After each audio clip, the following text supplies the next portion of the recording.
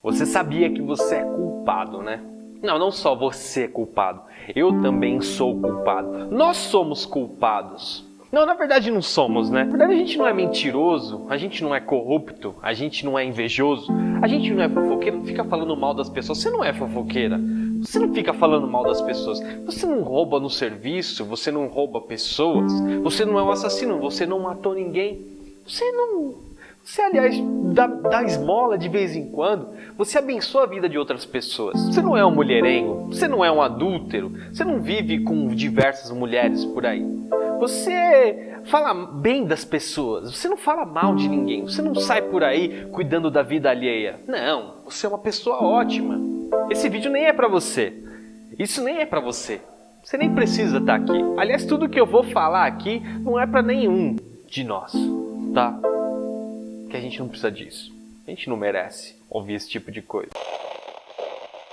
Olá, meu nome é Danilo Almeida e nessa semana tão importante, a Semana Santa, a gente precisa meditar sobre algumas coisas e tudo aquilo que está acontecendo na nossa vida.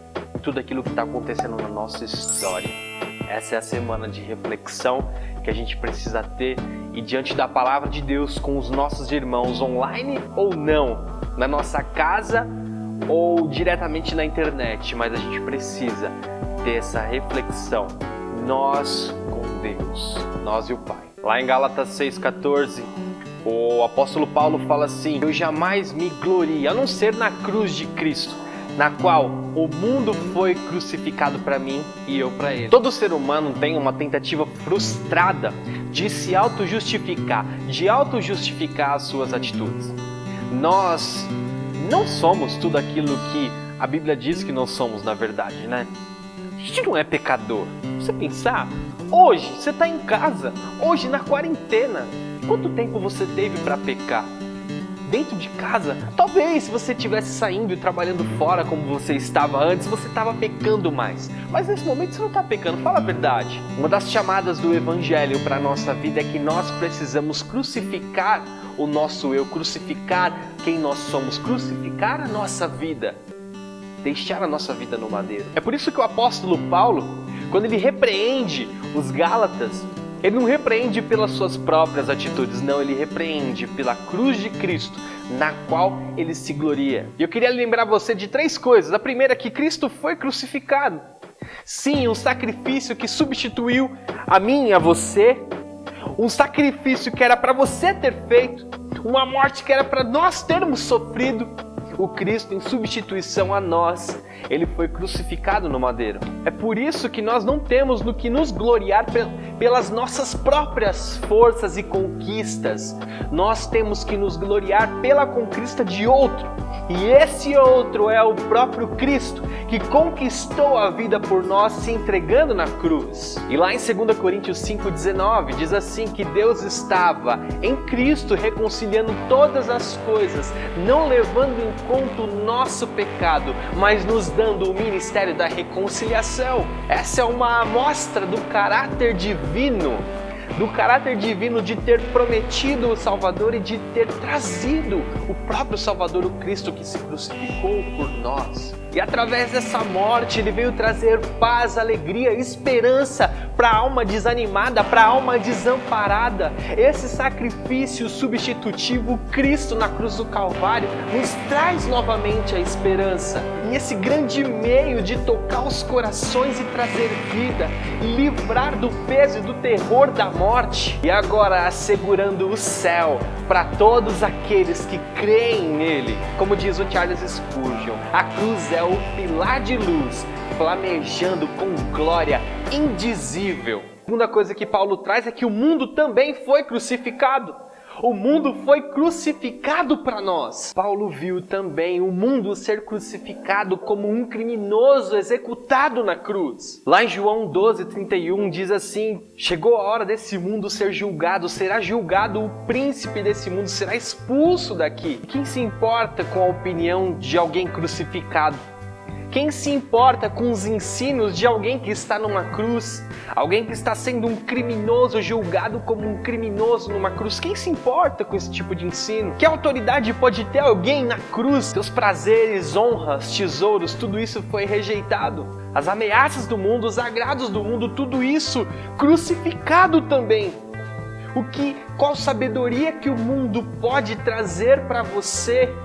Hoje em dia, quando a gente olha a internet, o YouTube, os anúncios, os patrocínios que você vê dentro da sua plataforma de rede social, quantas e quantas pessoas tentando te dizer o que fazer, quantos coaches tentando colocar para você quais são os seus próximos passos diante da crise, quais são os seus próximos passos, o que você vai fazer a partir de agora, qual vai ser a sua atitude agora de vida financeira, qual vai ser a sua atitude agora com os seus filhos em casa, como você vai ensinar os seus filhos em casa, como você vai lidar com a sua ansiedade, como você vai lidar agora com as suas doenças psíquicas, como você vai lidar com as suas doenças psicossomáticas. Não deixe se levar em conta agora o que o mundo pode te trazer de bom, porque o mundo também foi crucificado. O mundo também foi deixado. Toda a glória que o mundo tinha ou parecia ter também foi na cruz do Calvário. E Paulo, como vendo tudo sobre a luz da cruz, sobre a ótica da cruz, também viu um mundo crucificado. Junto com a sua sabedoria, junto com os seus aforismos, junto com as suas diligências, junto com as suas elucubrações, junto com as suas imaginações, o mundo também foi crucificado. Por isso que lá em João 12:31, Jesus fala: chegou a hora desse mundo ser julgado e o príncipe desse mundo expulso daqui. Até quando nós vamos dar mais voz, mais ouvidos ao que o mundo está nos dizendo do que a palavra de Deus, do que aquilo que o Cristo crucificado traz ao nosso coração, traz à nossa vida, traz a nossa mente? Nós estamos nos enchendo da sabedoria desse mundo, nós estamos nos enchendo de tudo aquilo que não tem nada a ver com Bíblia, com Palavra de Deus, e isso tem trazido só mais sofrimento ao nosso coração. E a terceira coisa que eu quero trazer para vocês é o crente crucificado. É o que Paulo fala: eu fui crucificado com o mundo. Paulo aqui se coloca como qualquer pessoa. Paulo aqui se coloca como mais um, assim como você e eu. Paulo se humilha, porque a verdade do Evangelho é que nós não somos nada e Cristo é tudo em nós. Paulo diz que por mais que nós sejamos fiéis e tudo mais, praticamente a gente não faz mais do que a nossa obrigação. E quando nós deixamos o nosso eu na cruz, o nosso eu é crucificado, o que a gente encontra é a ridicularização. É a nossa intimidação, o nosso nome e a nossa honra é tido como bem pequeno pelas nossas associações com os mais pobres. Assim como Cristo, a gente é taxado de louco, como de pouco intelecto por crermos num Deus. Irmãos, a cruz de Cristo é sua coroa, o opróbrio de Cristo, suas riquezas, a vergonha de Cristo, a sua glória. O nosso modo de vida inconformado com esse mundo é considerado por muitos como hipócrita, quando na verdade a gente está deixando a cada dia mais que o Espírito Santo tome conta do nosso coração e faça com que essa hipocrisia vá saindo e vá indo embora. E para muitos, por causa de seguirmos a Cristo, igual o próprio Paulo diz, nós parecemos mortos diante da sociedade.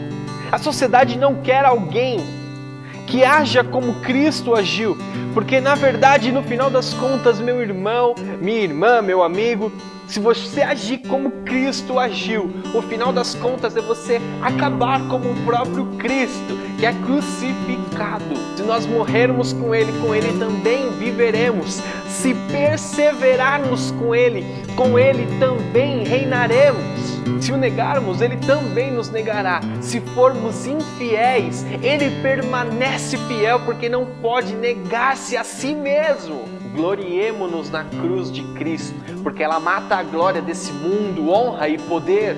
Gloriemo-nos na cruz de Cristo, quando homens levam embora toda outra glória. E como diz J.C. Ryle, se você ainda não descobriu que Cristo crucificado é o fundamento do volume todo, você por enquanto tem feito pouco proveito de sua Bíblia. Sua religião é um céu sem sol, um arco sem pedra fundamental, uma bússola sem agulha, um relógio sem mola nem pesos, uma lâmpada sem óleo.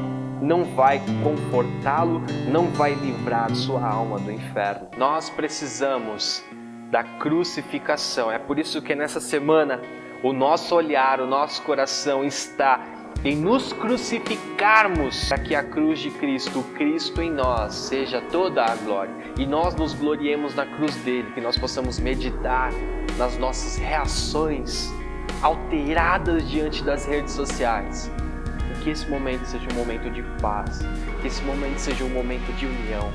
Ninguém quer ver as suas postagens gritantes, as suas postagens polêmicas. Não, nós queremos agora um ambiente de amor, um ambiente de paz, de meditação na crucificação de Cristo Jesus, porque o Cordeiro de Deus veio a esse mundo para reconciliar consigo mesmo todas as coisas e fazer a reconciliação entre nós. John Stott diz assim: reconciliação não é um termo usado pela Bíblia no sentido de encontrar paz consigo mesmo, embora ela insista que somente através da perda de nós mesmos em amor a Deus e ao próximo é que verdadeiramente nos encontramos. Você só vai se encontrar se você se perder no amor de Cristo. Você só vai se encontrar se você se perder no amor pelo outro. Que Deus abençoe sua vida. Que seja uma meditação constante nessa semana tão difícil, tão pesada, mas que ainda há esperança, porque diante da morte, Cristo ressuscitou. E mesmo que hoje a morte bata na sua porta, você também vai ressuscitar com Ele. Que Deus te abençoe. Fique com Deus. Até mais.